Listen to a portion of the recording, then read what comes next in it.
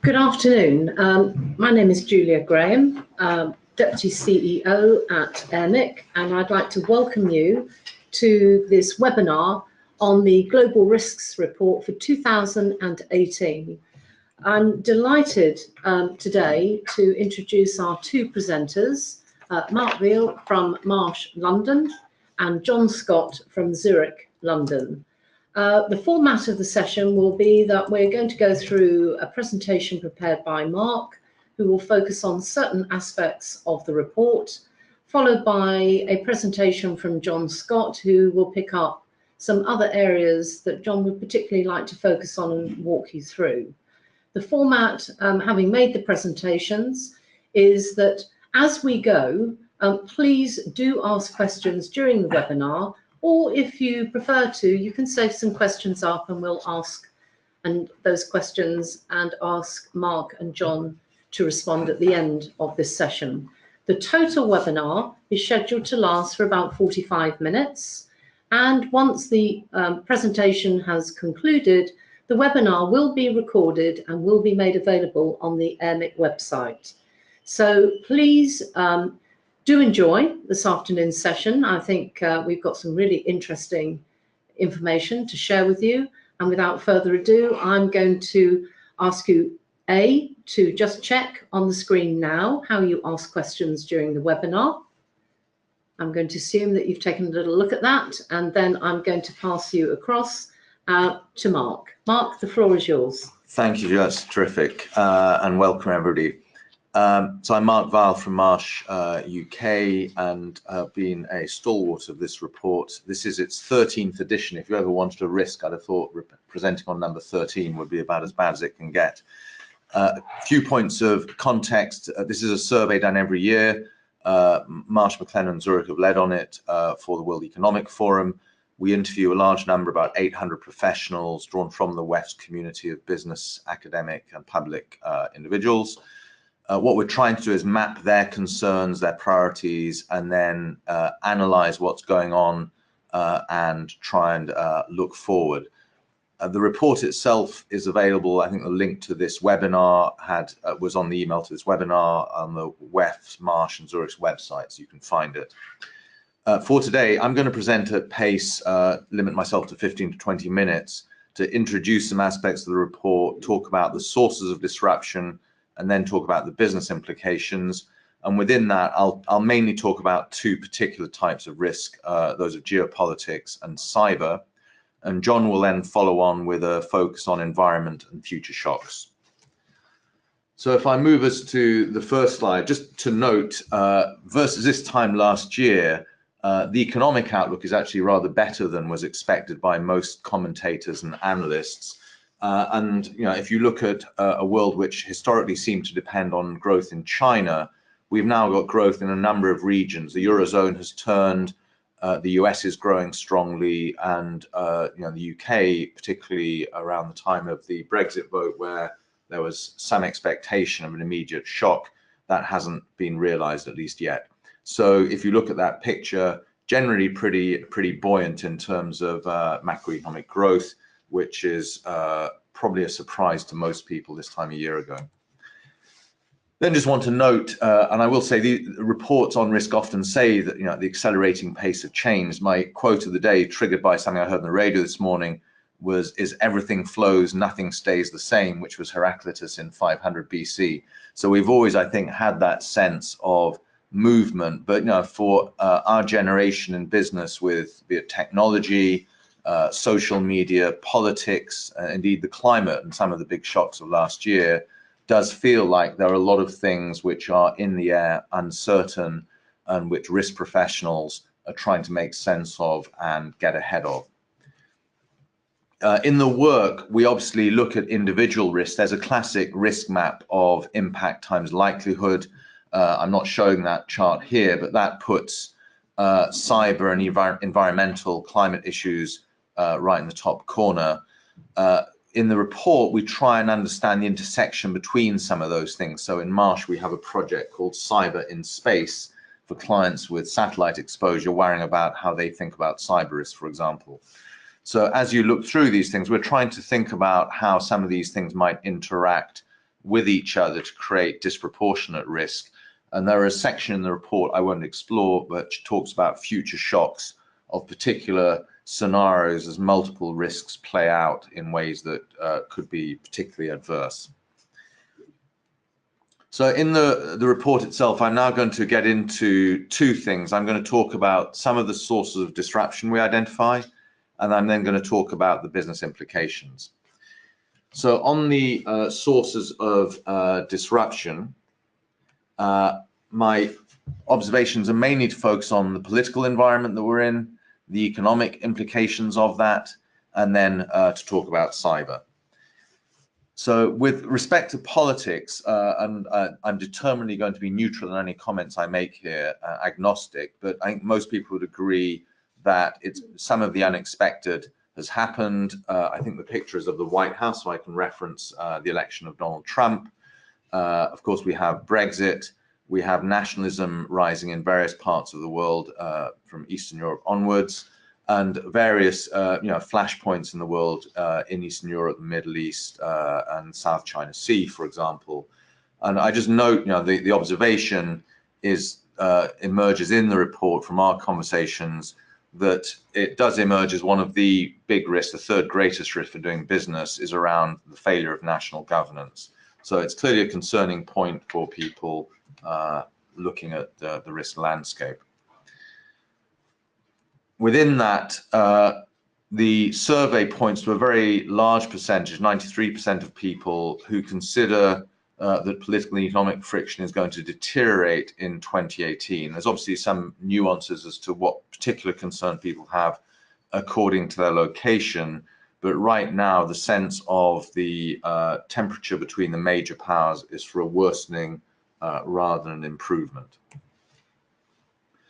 And just to note how that might arise in different ways, nationalism, of course, can lead to hot conflicts, but as a precursor, we track, and the report references the Global Trade Alert, which looks at the forms of interventions going on in the world trade system, and it notes that 571 of the last 771 issued were deemed discriminatory versus 200 liberalizing, which is a sort of high watermark for economic protectionism that's going on. Similarly, 26% jump in trade actions against G20 partners all point to a sense of national over global globalization, national interest over globalization playing through.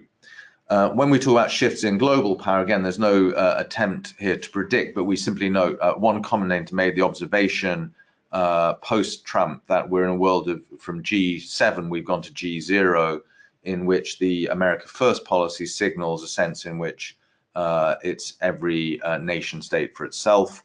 And that just makes it hard to predict what's going to emerge in terms of world order, and therefore what values and what outcomes we'll see. And just finally to note, the hybrid threats are, again, the sense in which some of the things out there can play through in unexpected ways, be it the effect we saw in the British press in the last days talked about of the dramatic cyber exposure we might have in the face of conflict. We had our first major Bitcoin theft. We have very elevated markets, which again might lead themselves to sort of particular exposure. So there are various backdrop to why people might be concerned about both geopolitics and technology. If I move on to talk about cyber, one thing that has changed quite dramatically is the prevalence of cyber as a concern from its origins, where even in the last year or two, when we look at this, it seemed predominant to be a concern in the old Anglosphere, so US, UK, Australia, and that now seems to be spreading and emerging as, again, on the survey as a major risk for people in all sorts of communities. And that might be a result of some of the high visibility cases, famously WannaCry, or it may be GDPR going live shortly in the EU, all leading to a greater awareness of the cyber exposure. And if we show you on the map, you can see those where cyber emerges as the #1 risk. And I say it's spread rather rapidly from prior years of doing this survey as a top risk, the #1 risk for people in terms of its increase. If we talk about cyber in a little more detail, there's a rather startling figure, which is the estimated cost of cyber crime to the world economy over the next 5 years, where we quote a figure of 8 trillion. I understand that that figure is currently more like 1 trillion. We shouldn't be alarmist. A lot of that is traditional crime being displaced into electronic means. So it's things like card not present fraud that are now manifesting online. So that's how people shop. But nevertheless, the reputational impacts and increasingly the regulatory sanction impacts are real, and the cost to the global economy could potentially be a very significant drag to people. And at the same time, this is in a context where people have concerns about the underlying technology itself. The recent debate about web neutrality just pointed to this question of who's in charge, who exercises control, and as a general rule, the trade-off being argued out between the interests of state security and individual privacy. If we move on to then look at the economic situation, just want to note some various indicators of concern that mean that we may be seeing some short-term growth in the economy, which is obviously welcome, but there are certain things out there that make investors and commentators very nervous, and specifically the indebtedness of the world economy is of concern. So we quote in the report the fact that non-financial sector debt in the G20 has risen from the time of the crisis in 27 of 80 trillion of indebtedness to last year being 135 trillion. So a very substantial rise in debt has occurred, and there is a question about still, while we have growth, we have very high levels of debt being carried by all players, individuals, corporates and governments, coupled with economic protectionism, with a very high market, right? So it's the third highest asset price earnings ratio in history, with significant wealth inequality. These are not recipes for happiness, and could make for some significant economic shocks ahead. We talk about the business implications of all of that. The chart, the framework, tries to separate two things. Those things which are your concern if you're inside a business versus those of governments, and things which are opportunities versus threats. And the reason for doing that is there are certain things we rely on that are really rather hard for a business individually to correct. So, for example, critical national infrastructure, where you have to support and believe that the government will do what it can to protect against those kind of exposures for anybody using cloud providers, for example, or common infrastructure in the banking system. And similarly, it's worth noting that whilst we tend in a risk report, understandably, to talk about a lot of these things as security issues and hence concerns, they clearly also represent growth opportunities both to individual firms and to the economy. And so, if I take to follow up on the cyber point, cyber manifests in all of these quadrants. So from a government point of view, there's a considerable amount of work, say in the UK, on the protection of critical national infrastructure. Most firms are now seeing it as a primary threat and have risk management resources against it. But you can see, as we look at how firms are thinking about the risk, several already see it as a significant opportunity, those in the service legal professions, for example. But similarly, our take is that over time, almost all firms will come to require cyber to be a key part of their proposition, because their own customers are going to expect it, almost regardless of what business they're in. And to highlight the challenging business environment we're in, the next chart just gives you a couple of pieces of evidence for the changes that are going on out there in the economy. On the left, we show the dramatic change in corporate lifespans. This is the average duration of a company in the S&P Standard & Poor's 500 index in years, and you can see it's shrunk very dramatically over recent decades, which just puts challenges on companies' ability to survive, at least at scale, and the displacement that's gone on because of sort of gig economy stars that have come into that index. And on the right-hand side, we just emphasize again the point that corporate indebtedness, again, drawing on the S&P, how much it's increased since 2010. And those things, again, both just add to the pressures in the business environment we're all working in. So to then focus on risk management priorities, on the chart we make two observations that combine to say we're effectively seeing a shift in what firms worry about from, if you like, preventing and managing the known risks to getting ahead of the unknown. And so in my world of insurance, you're sort of moving from good old-fashioned known losses in areas like property to much harder to quantify exposures in things like cyber and business disruption. And it's really turning an insurance problem into a risk one, thinking about strategy, appetite, exposure, mitigation of some of those risks. If we talk finally about cyber as a last comment, what we're seeing increasingly is a concern amongst boards to get to grips with it, and not just to be doing the right thing, but to be evidencing that they're doing the right thing on the basis that if a breach does happen, and it happened to the FBI, so none of us can claim to be absolutely safe, you want to be able to evidence that you did the right things.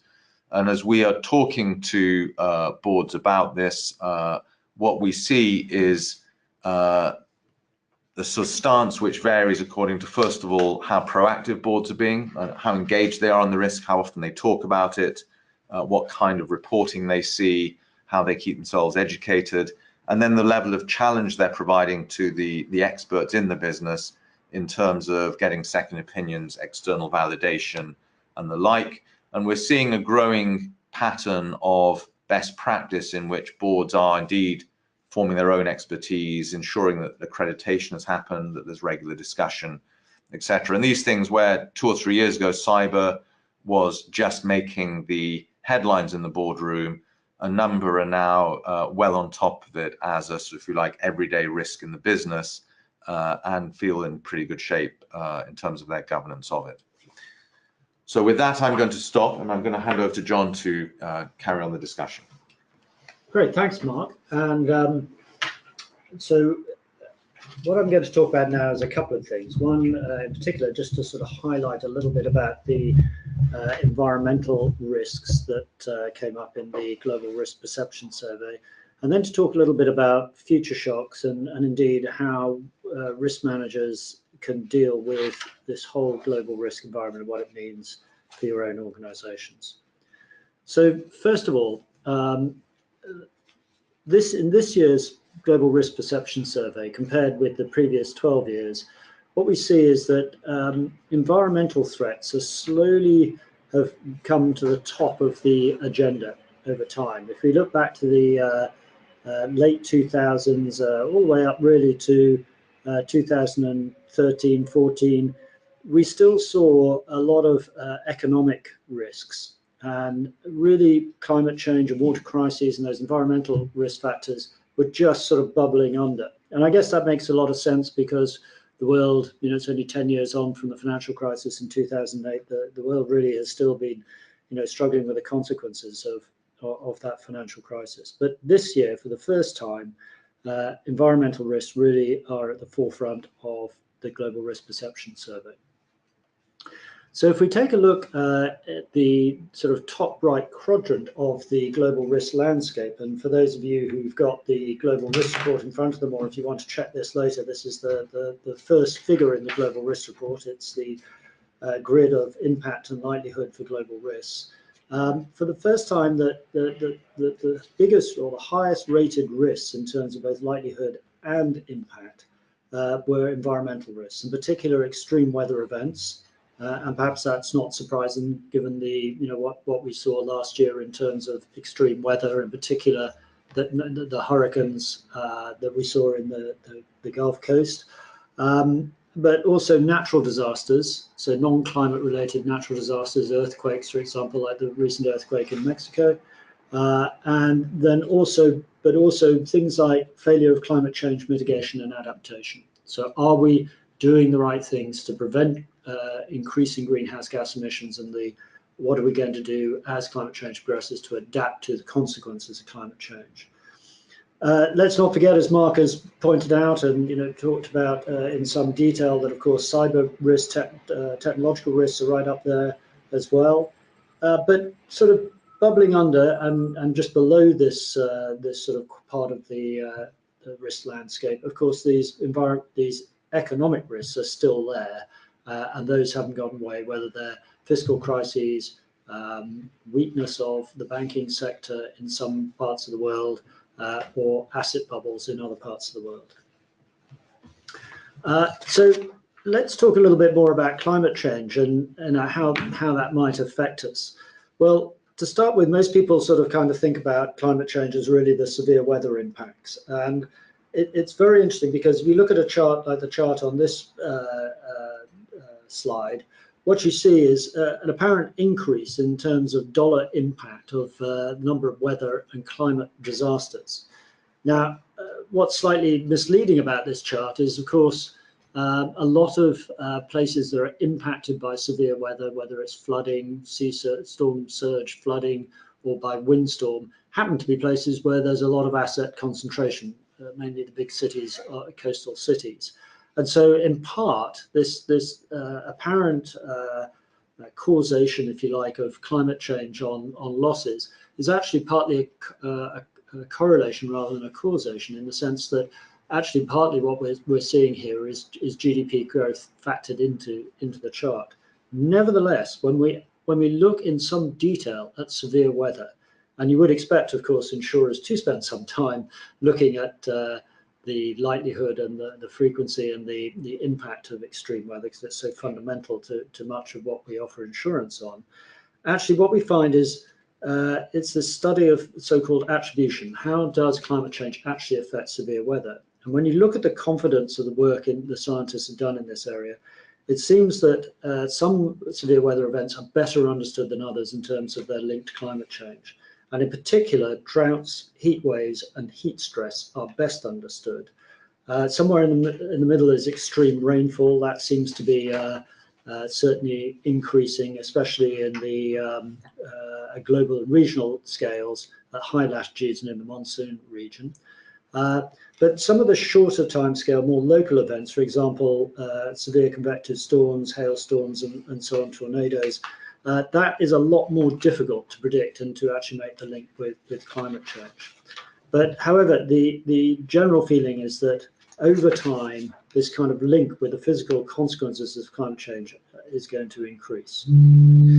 So, thinking more broadly about environmental impacts, away not only from climate change, but also other forms of environmental impacts, so pollution in particular, there's a couple of things here that are worth bearing in mind, which have big global impact and certainly impact on pretty much every business that people on this webinar will be a part of.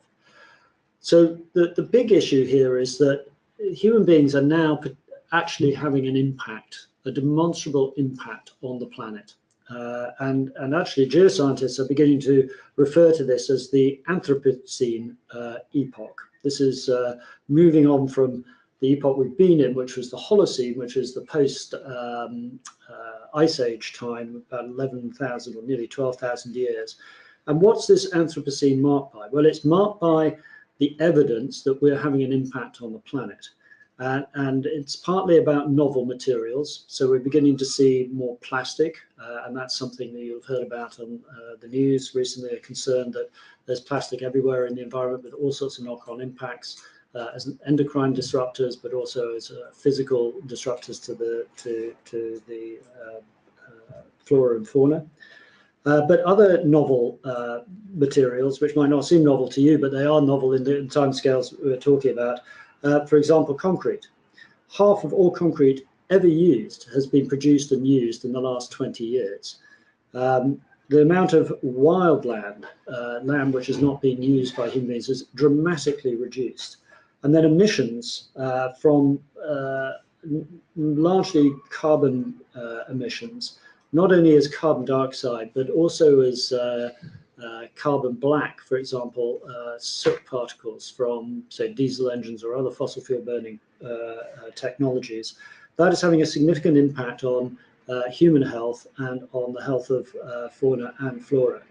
And so why should we worry about this, apart from, those of you who are lucky enough to travel to some cities in the world which are terribly, terribly polluted and are quite unpleasant to be in? Well, the reason why we should be worried is because these impacts of human activity are impacting our ability to actually exist on the planet. And in particular, our food system is incredibly vulnerable to these changes.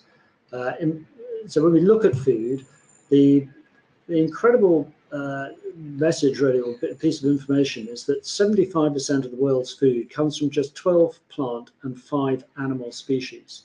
That's pretty mind-boggling. If you think about it, if you think about what you eat every day, actually probably you would recognize what those 5 animal species and 12 plants probably are. And as climate change changes the weather on the planet, and as temperatures rise, it has dramatic impacts, say, for example, on global wheat yields for bread production. It has big implications for food security, for example, the sustainability of seafood production, which many parts of the world are totally reliant on. And indeed, the impact on pollinating insects of not only climate change, but also human impact on agrochemicals, and pesticides in particular on pollinating insects, creates a great potential for complete failure of the multiple bread baskets that feed the world. So what are we doing to keep climate change below 2 degrees? So this chart, I'm sure you've seen many times. It's an IPCC chart, which talks about, well, where is the current policy taking us to in terms of a warming world versus what the nationally determined reduction commitments agreed at COP21 should do. And as I've been talking largely about the physical impacts of climate change, plus all the other activities, polluting activities of human activity, what we see is the physical risks are going to take some time to really have their full impact. Not to say they're not having some impact today, but it'll take decades for it to really have a major impact. Doesn't mean we shouldn't do anything now. Absolutely we should. The second piece on the bottom right of this slide is the second big risk, is the risk that emanates from the transition from a high carbon to a low carbon economy. And why does that have risks? The reason why that mainly has risks is because this is going to be largely driven by policy. So whether that's around a carbon price, whether that's a regional carbon price, or whether it's even possible to create a global carbon price, it's going to, or whether it's about activist pressure that changes the way that regulators or legislators demand that asset holders invest their money. That can have dramatic effects on asset price volatility. And in its most extreme, it could create stranded assets where, for example, fossil fuel producers cannot produce fuel. Now, for those people who own assets, and there'll be many of those people on this call or their businesses, that can have a dramatic effect on volatility of asset value, and very difficult, therefore, to understand that risk in terms of managing your own business. So just moving on, what should business do about all of this then? Well, I think there's a couple of things. One, as risk managers, what you can do is get it very clear in your organization to what extent do these environmental risks affect your business, and use that analysis to help assess the impact of climate change and transition risks on the business model. And that will require a certain amount of scenario planning and really identification of the impact of these environmental risks on the business. And last year, the TCFD, the Task Force for Climate-Related Financial Disclosures, which was mandated by the Financial Stability Board to address these big systemic climate-related risks, agreed a set of recommendations that was approved by the G20 last summer. And in those recommendations, the idea was to create a framework for companies to understand these environmental and climate risks. And they're in 4 areas. One is around governance. In other words, how does the board look at these things? Another one is around strategy. How does this get built into your strategy? How do you respond to these environmental risks? And what is the link with concepts such as sustainability? And then a piece, obviously, very at home with everyone on this webinar, which is about how do we deal with it in terms of risk management, and then finally, how do we disclose the impact of climate change and environment on our businesses in terms of metrics, and what sort of standardized disclosure framework should we use to do that. And the ultimate goal of all of this is to give our investors and investors more broadly a very better, clearer understanding of the impact of climate risks on business. So let me move on a little bit and talk about future shocks and a little bit about a little bit more about risk management. So apart from environmental risks, the recent economic recovery that Mark talked about is actually masking a range of other risks and long-standing vulnerabilities, both economic and geopolitical. And these are now really compounded by sort of new fragilities in a world that's multipolar and much more difficult and sort of unilateral, and therefore much more difficult to create multilateral solutions to. So if you think about the levers at the behest of world leaders, what can they do around these global risks? Well, a lot of those levers are around global institutions, leadership, being able to use the levers of monetary policy to address some of the economic risks that we have. But really, we are at the extreme end of those tools. We've lived in a low yield economy for quite some time now because interest rates have been so low, because share buybacks have been going on at such scale. And the real risk that comes with this is that as these policies are eased off, as interest rates begin to normalize across the world, the fragilities, the economic fragilities underlying these global risks could come to the fore. Failure of banks, an extreme asset price volatility. In the current world, Mark talked about a pretty high level of asset valuation, whether those assets are property or whether they're equities. And then the question being, well, what will happen if those suddenly change? And not to mention commodities such as energy and the energy price. If there's a sudden geopolitical shock in the large producing countries of oil and gas, then that could have a massive triggering and knock-on effect to these other risks. So, and just on that last point, it turns out geopolitical risks in a multipolar world become very, very difficult to manage. What the Global Risk Perception Survey reveals, deep pessimism in the respondents about how this next year is going to play out. By far, the vast majority of people expect a worsening of political confrontation or economic confrontation, and 80% expect an increase of state-on-state military conflict. And so really, this is strongly linked with some of the sections in Future Shocks, which talk about four things, really. One is the death of trade. In other words, bilateral trade wars cascade, and multilateral dispute resolution institutions are just too weak to respond to them. Democracy buckles. In other words, a new wave of populism threatens the social order in one or more liberal democracies, mature liberal democracies, with political debate actually being driven out by autocratic leadership. The future shock around identity geopolitics, this question of who actually is a national of your country, who can be considered part of your country, whether it's based on your ethnicity or your religion. And this is making it extremely difficult, not only in Western developed nations, but also in emerging economies, how to deal with really situations of more or less ethnic cleansing, and how does that impact the society and the economy. And then finally, this point which Mark picked up on the cybersecurity of this walled off future security, where in effect, if you take those kind of protectionist, nationalist views, that you end up fragmenting the internet and stop making it such a global good that it is. Can I mention just one thing, John? We've got somebody online saying that their audio quality keeps breaking up. Can I just say, I haven't got anybody else saying that this is a problem, and we are quite close to the microphone in a very nice quiet office. So I'm hoping it's just one problem. just to stress that there will be a recording of this made available. But if other people are having problems with audio, perhaps they could put a message on screen. I can see a couple of other people saying that they've got audio quality issues as well. So we will try and address those. So please bear with us, if you will. And I will see what we can do. People are saying the audio is cutting in and out. So I'm not sure that I can do anything about that right now, but we'll try and make sure that the quality online is of good standard. Okay, thanks. Let's keep going.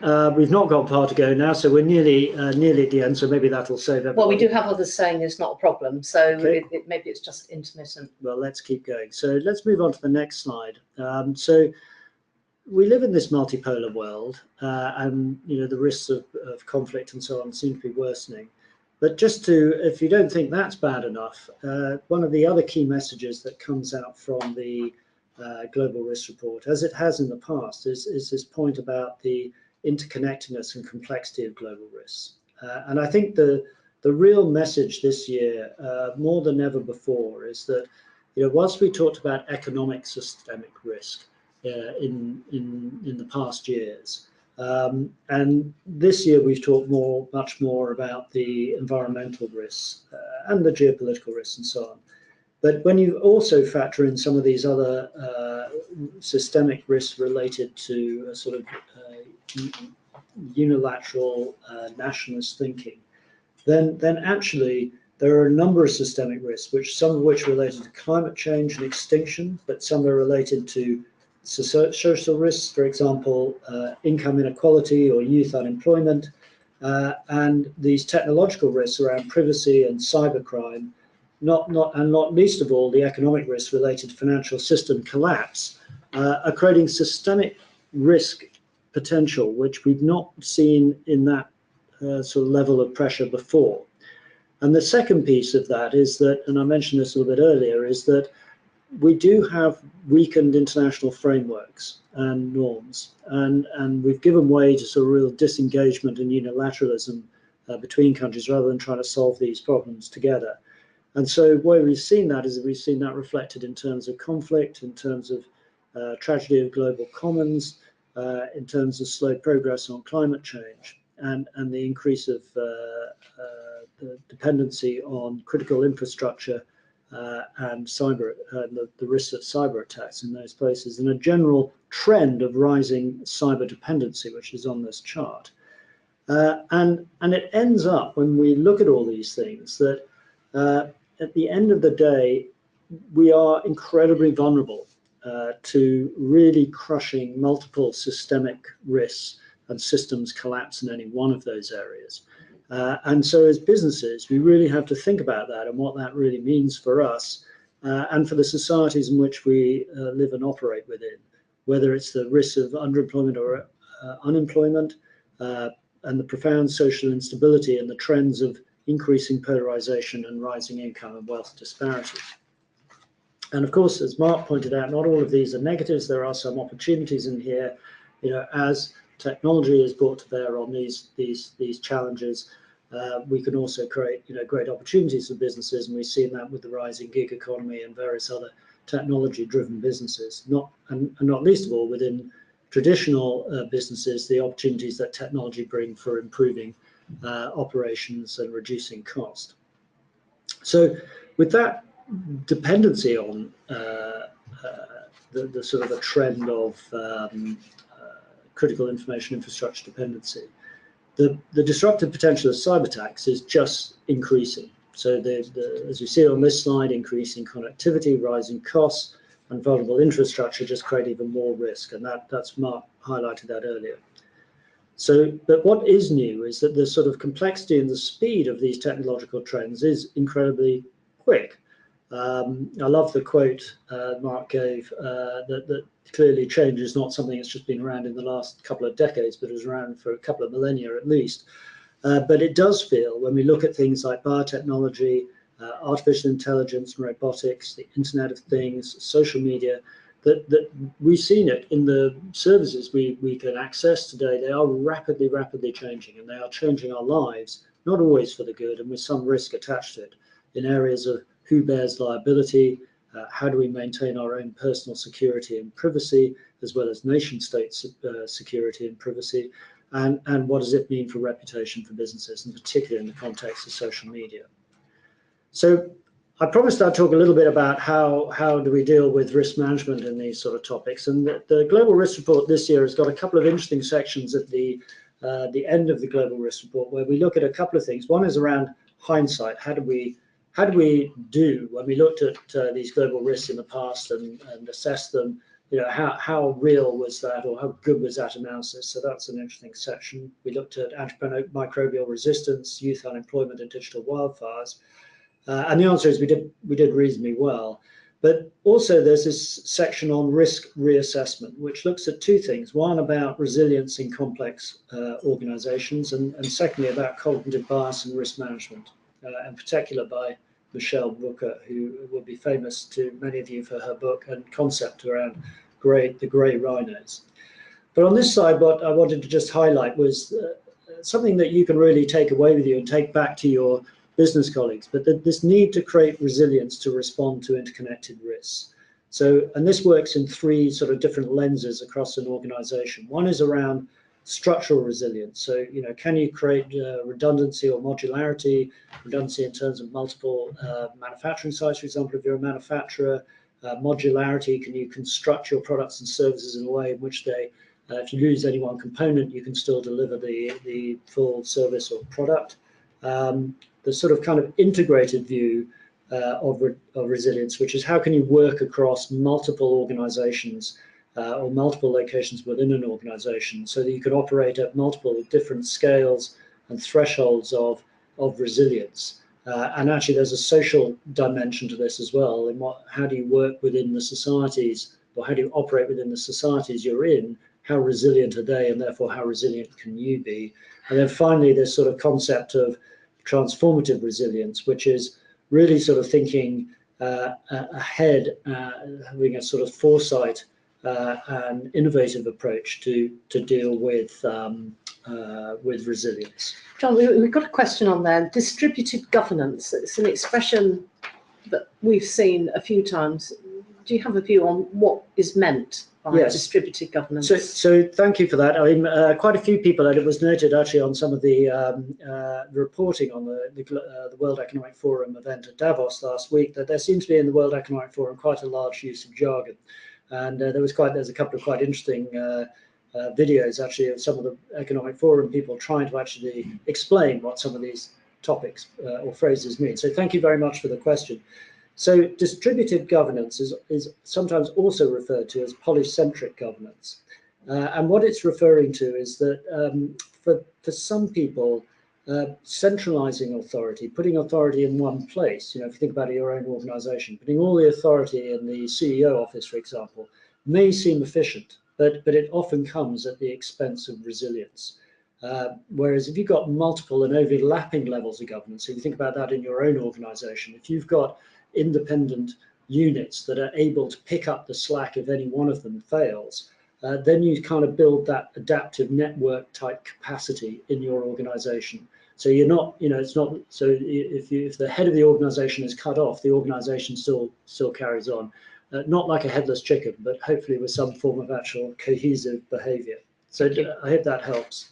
And please feel free if anybody else has got any other requests for jargon clarification, we should be able to do that. So I'm pretty much on my last slide, but one slide now. And I just want to talk a little bit about the work of Michelle Booker, which talks about these different ways of looking at risk assessment. And for all of us on the webinar, I mean, we're all risk managers, or most of us will be, and identifying risks and assessing risks are what we do, or what we try and create the frameworks for our people in our organizations to do.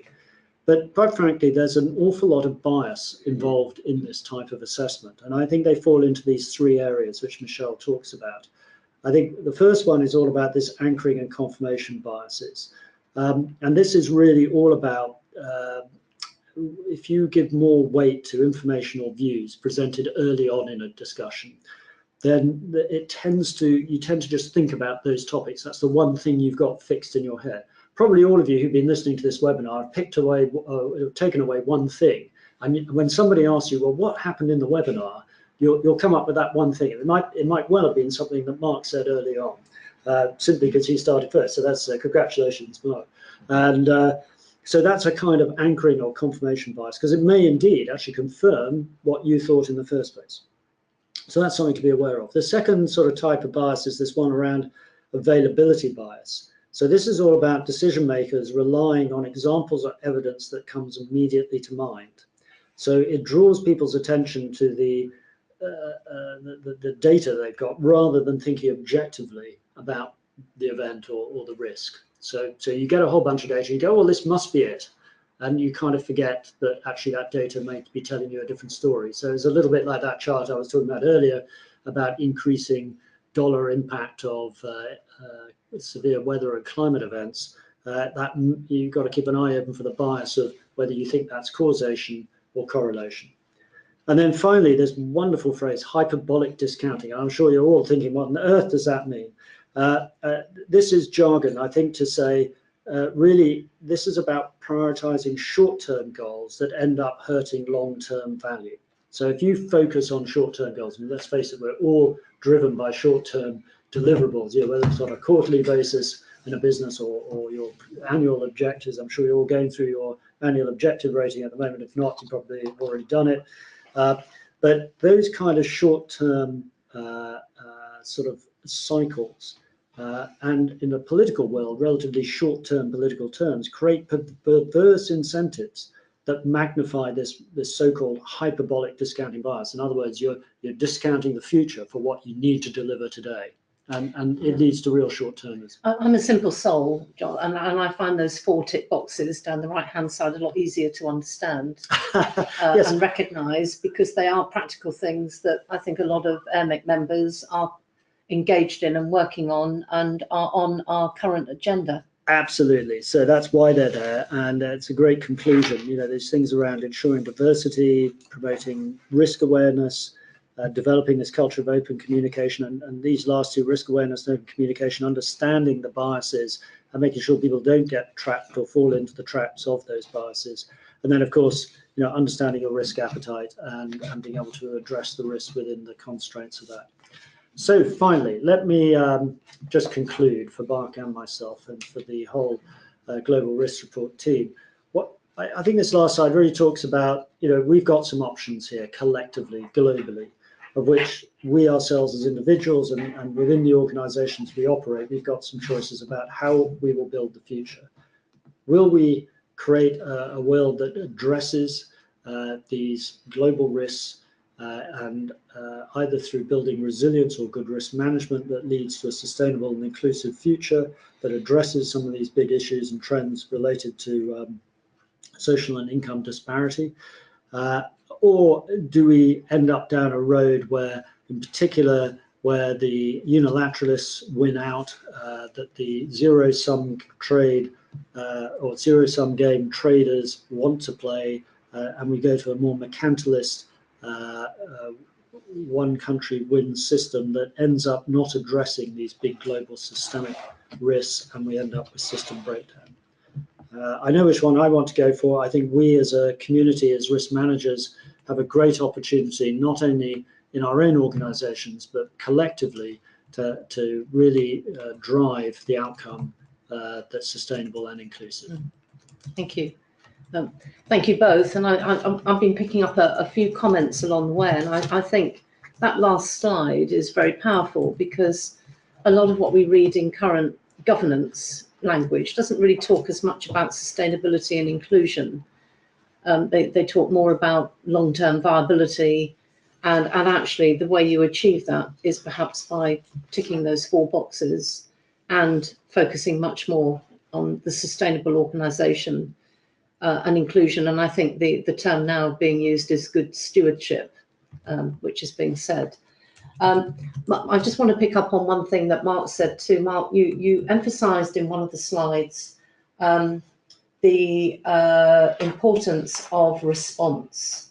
Do you think, therefore, in tomorrow's business, rather than trying to work on prevention, is much more important. You have to work on that, but it's more important to actually have an agile response when inevitably something does go wrong and issues hit the fan. Right. I mean, I think the way I might put it is working on prevention is easier in known traditional risks because, you know, a piece of plant that fails or fires, things like this, we kind of know how to deal with, and therefore we're pretty sure about what preventative measures work. With newer risks, I'll pick on cyber again because it was kind of the main strand, we think we've got some ideas about prevention, but it's such an emerging risk that it's not at all clear whether that prevention is effective. You know, there may be viruses, malware latent in the system already, a rogue employee waiting to do some harm. And so it becomes harder to rely just on prevention. And there is some evidence that firms who've had attacks have had very different outcomes according to how thoughtfully and how well prepared they were for them. So I think a combination of it being wise to not assume you can prevent some of these risks. Now, there are a lot of them out there. As we've tried to say in the last hour, some of them pretty hard to understand and how they interact. So prevention is a wise thing to be expecting, response is a wise thing to be thinking about.